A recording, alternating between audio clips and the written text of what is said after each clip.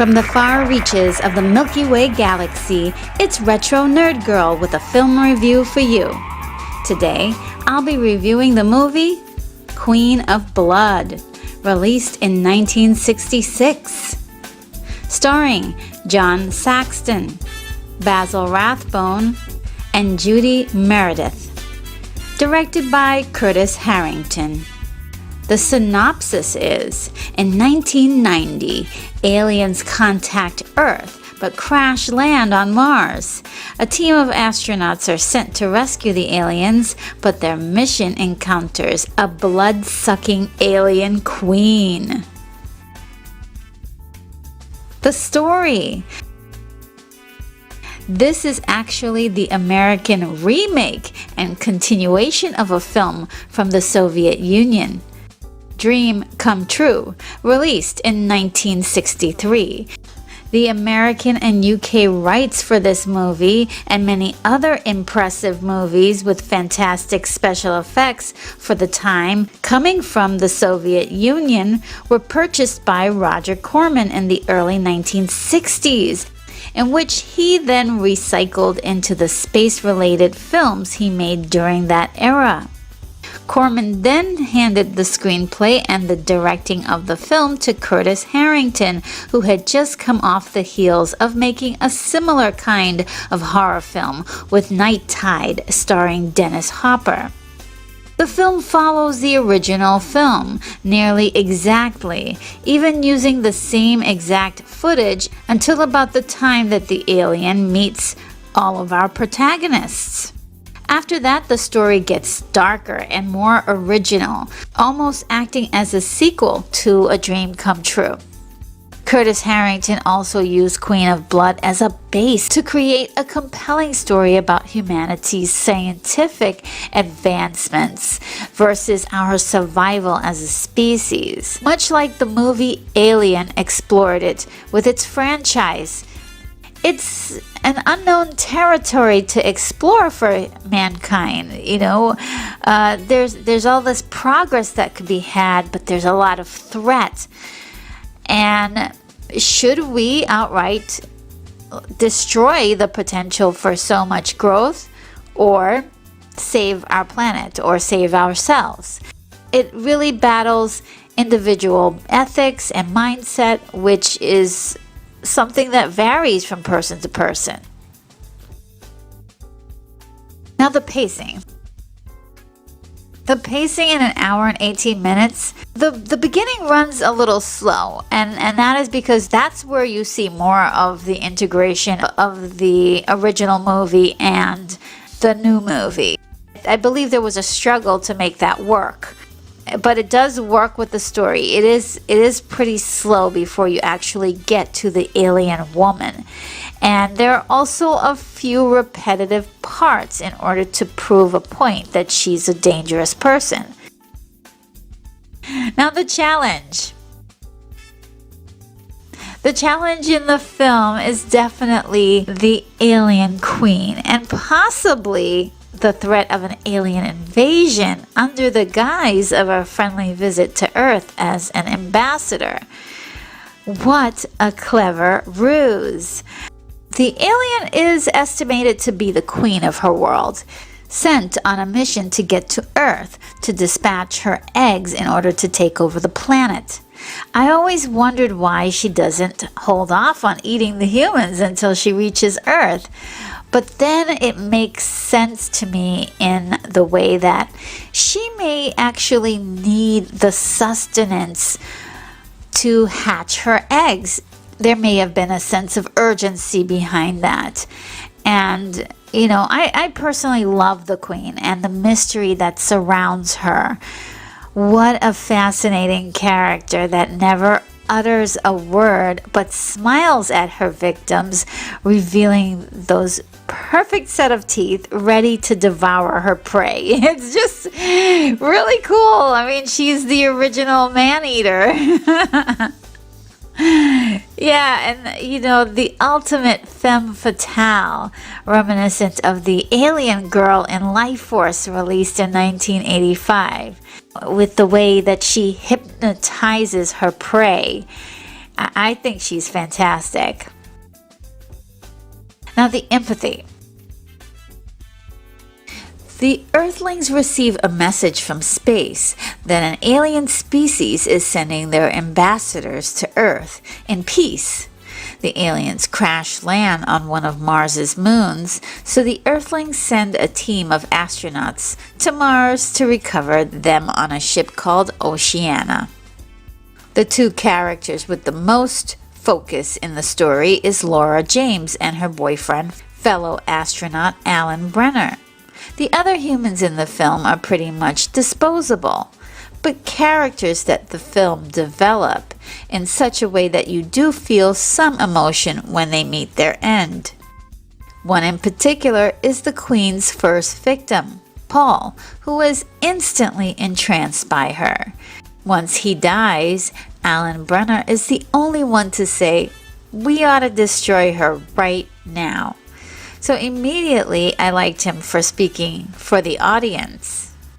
Paul's death is covered up by the officials back on Earth, so even after all of the events of this film, no one will ever know the true danger that was found until it's too late. The commander of the Oceana makes every excuse for the Queen and even suggests that they take turns donating blood for the creature to keep it alive. Now, the look on Laura's face when he says that is priceless. Again, another character that speaks for the audience. We're all kind of in shock at that moment. The commander is pretty rational and you understand where he's coming from, but even after everything that's happened on the ship, the death of his comrades, and all of the excuses that he makes for the Queen, it makes you wonder if he's actually under the Queen's spell the whole time. Ultimately, he is doing what he thinks is right. He doesn't realize that he's enabling a monster. And you don't really feel sorry for him when the Queen actually comes after him. And, that is the one time he actually has the nerve to pull out a gun at that last moment. It's just way too late. But we've got to talk about Laura James. Even though I wouldn't really call her the main character, she is definitely the hero because she's the only one who's able to actually go toe-to-toe with the alien and win. You could even say that she's a direct predecessor to Ripley from the Alien franchise. There are a lot of similarities between the two characters and the two movies.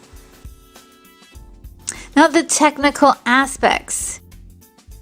Besides the Queen and her creative costume design, the best part of the film is its use of models and miniatures to create the exciting vision of an alien world, the Earth's lunar base, and the very many futuristic establishing shots. These were all taken uncredited from the original movie, A Dream Come True, and just a few scenes from The Sky Calls, released in 1959. I also said before that these were films Roger Corman bought the rights to use. Many people seem to be very upset about that, and you can see that the production went really out of their way to match what they could of their own original footage. And I believe that it was used cohesively in the film to tell the story. Now, some of the effects that were for the actual film, that were original to the actual film, were outdated, even for 1966. However, this is typical of low-budget productions, which this was. Another challenge for low-budget films is usually lighting, which is pretty awful in some scenes where the shadows completely obstructed the actors' faces. And then too, there were moments where the lighting, or rather lack of it, had a brilliant strategic placement to create fear in a scene.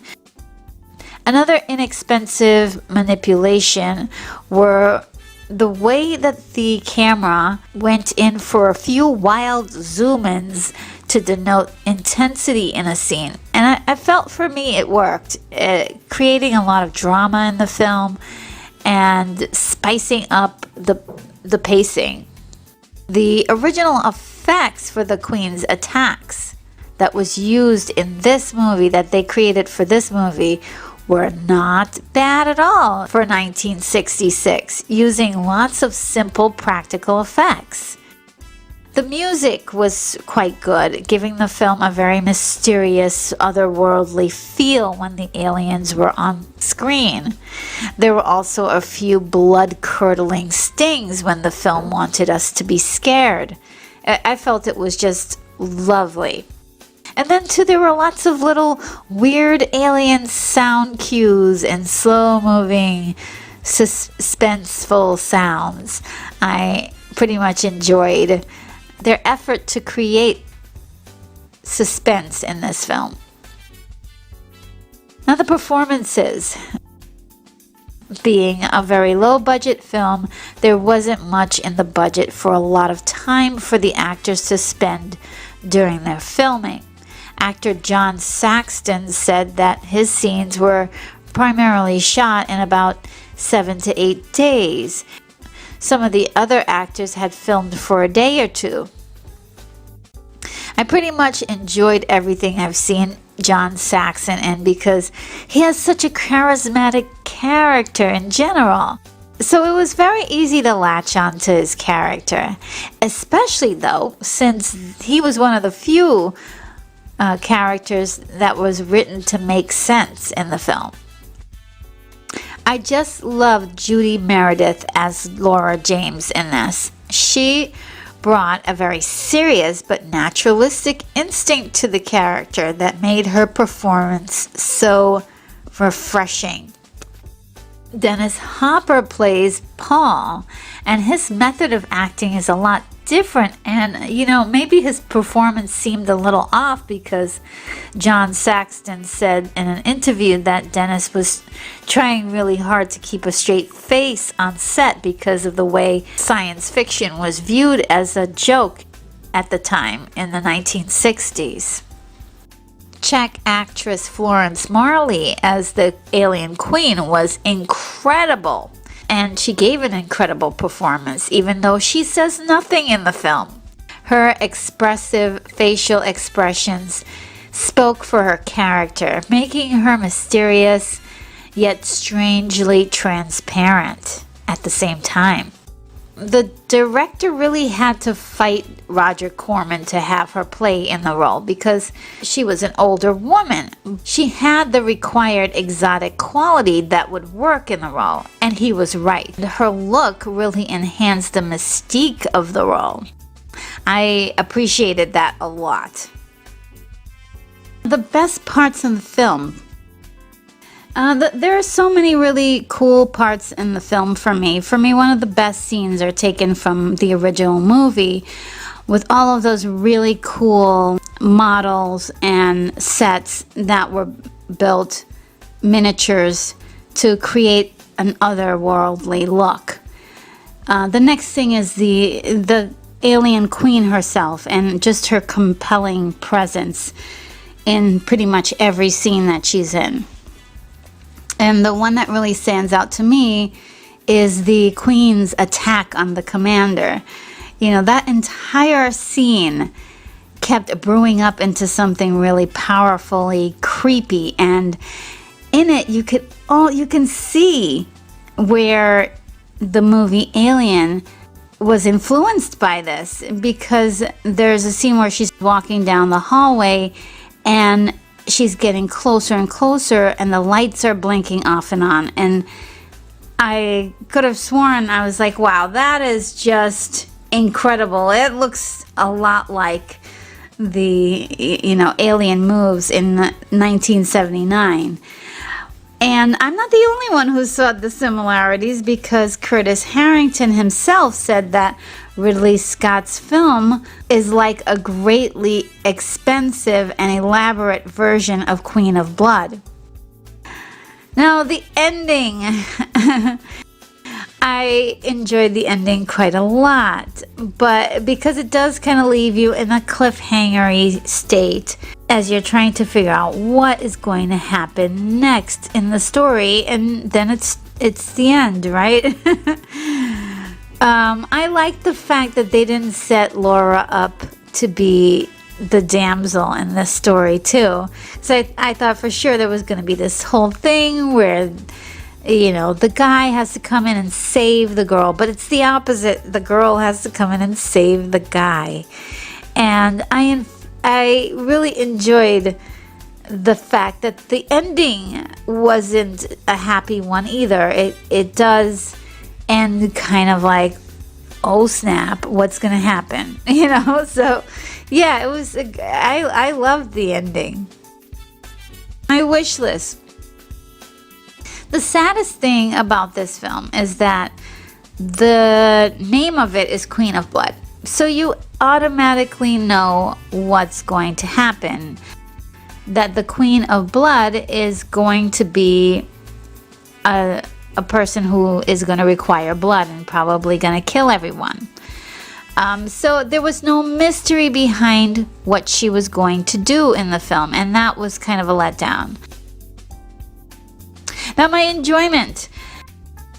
Based on the poster, I avoided this movie like the plague. I thought it might have been a vampire movie, which I love vampires, but I thought it was going to be also like a gory, cheap monster movie. It is in a way, but the way they drew her on the cover was very unflattering. So, you know, a few years ago, I just said, what the heck, let's just give it a chance. And when I saw it, I was so impressed with this movie. As the film was going along, I just was loving the way this movie was panning out. And I loved the ideas presented in the film and how much charm it had for me. Especially being a low budget film, just trying to, you know, pull all of these ideas together and treating them seriously. I mean, to tell you the truth, I absolutely love this movie. It's a clear B movie with a lot of flaws, but it's really a good effort story-wise. And I absolutely love this one. My rating is a 7.9. That sums up my review. This is Retro Nerd Girl signing off. Take care, movie lovers. I'm off to my next review.